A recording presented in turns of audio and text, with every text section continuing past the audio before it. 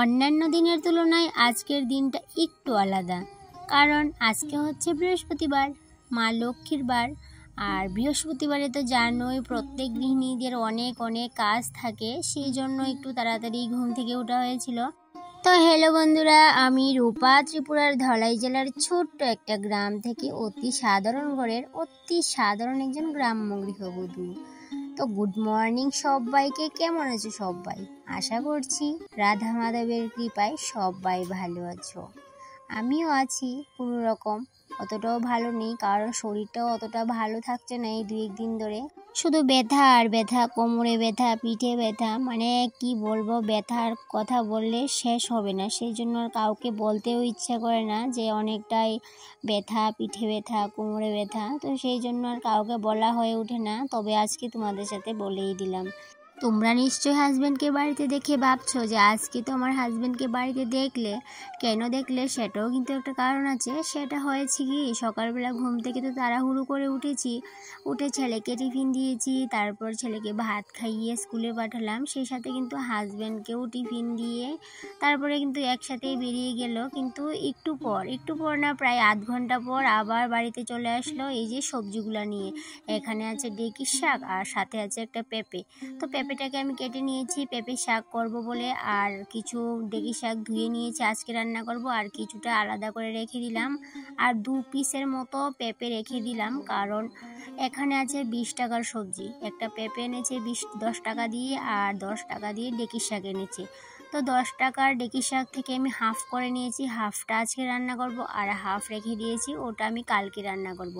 আর 10 টাকার যে পেঁপেটা এনেছে সেটা কিন্তু বেশি বড় না, মোটামুটি একদম ছোটো সাইজই পেঁপেটা। তো অর্ধেকটার থেকে একটু বেশি নিয়ে নিয়েছিলাম আজকে রান্না করব বলে, পেঁপে শাক করার ইচ্ছে ছিল। আর সেই সাথে 2 পিস আবার রেখেও দিয়েছিলাম কালকে রান্না করব বলে।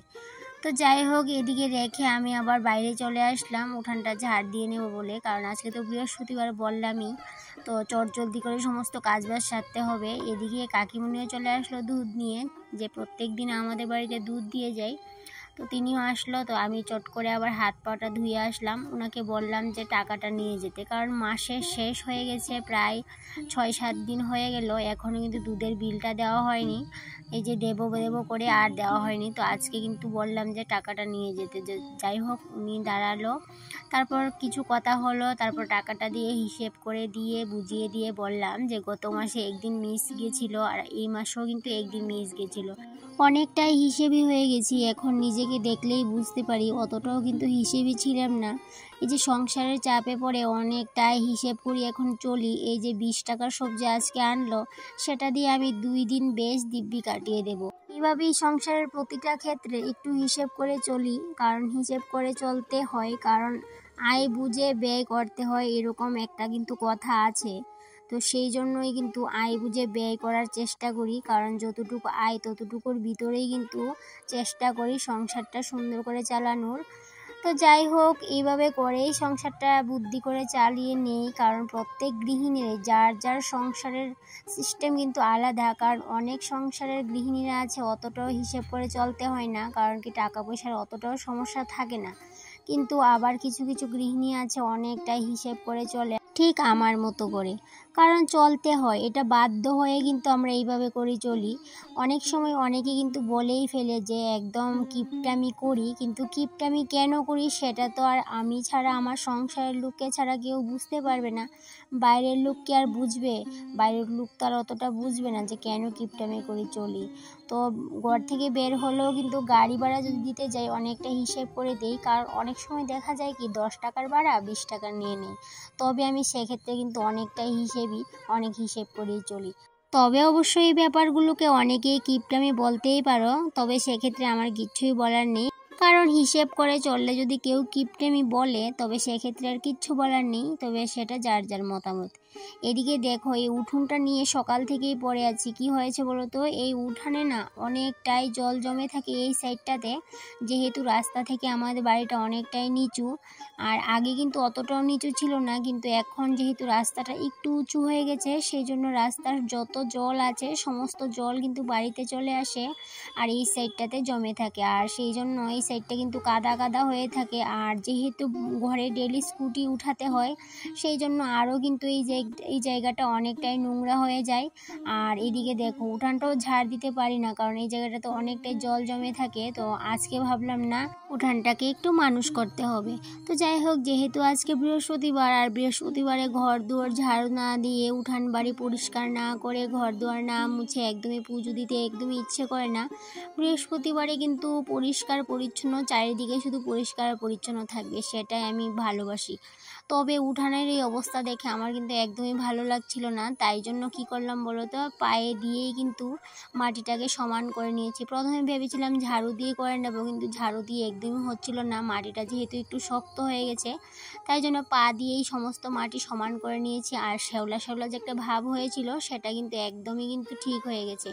তবে বড় বড় দালান কোঠা না থাকলেও আমি আমার ভাঙা বাড়িটাকে এইভাবে একটু গুছিয়ে গাছিয়ে পরিষ্কার পরিচ্ছন্ন রাখার চেষ্টা করি।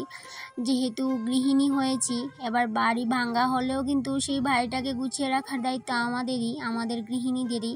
সেই জন্য একটু গুছিয়ে গাছিয়ে রাখার চেষ্টা করি, হোক না ভাঙা মাটির, যাই হোক না কেন, একটু গুছিয়ে রাখার দায়িত্ব তো আমাদের, তাই না? আর এইদিকে দেখো আমার এই ফ্লাওয়ারগুলো না তোমাদের সাথে সেদিন শেয়ার করেছিলাম, এই যে কি প্ল্যান বলেছিলাম, দেখো আজকে আবার ভুলে গেছি।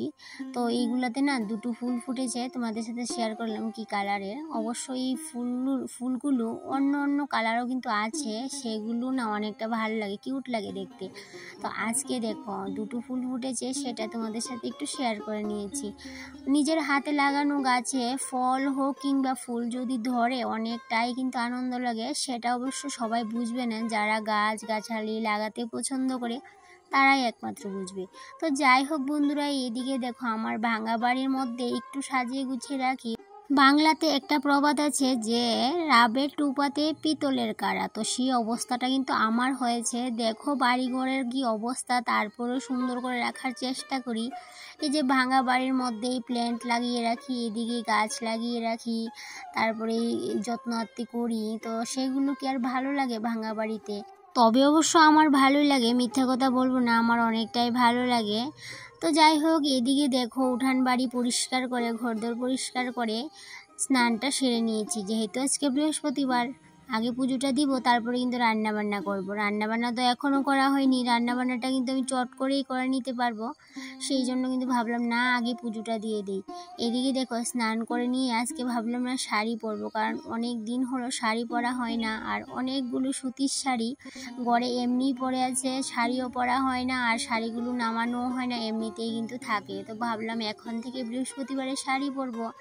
অনেক দিন হলো শাড়ি পরি না, আর অনেক সময় কিন্তু পরলে ভালোও লাগে। এদিকটাই দেখো বৃহস্পতিবারে তো একটু বললাম একটু এক্সট্রা কাজ থাকে, মায়ের গড় পাল্টাতে হয়, সেই জন্য আম পাতা, দূর্বা ফুল সেগুলো তুলতে হয়। তো সেগুলো এক এক করে সব তুলে নেব।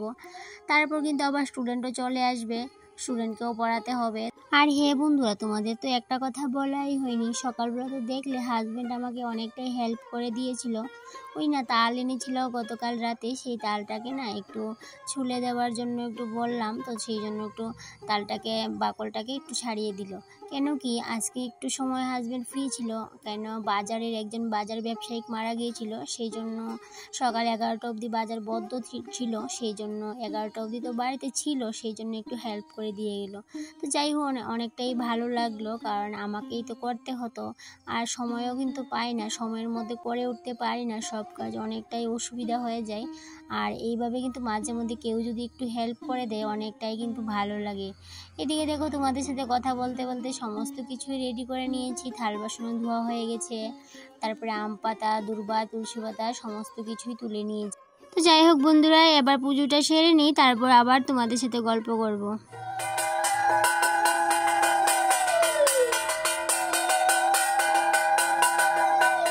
তো তো পুজোটা তো কমপ্লিট করে নিয়েছি, সেই সাথে তো বাইরের স্টুডেন্টও চলে আসলো। ওকে এখন পড়াতে নিয়ে বসবো, তারপরে ওকে পড়ানো শেষ করে চলে যাব রান্নাঘরে, রান্নাবান্না শেষ করব। আর ওই যে রোজকার দিনকার ডিউটি, আবার রাতের ডিউটি, তো এইভাবেই চলতে থাকে আমাদের মতো প্রত্যেক গৃহিণীদের।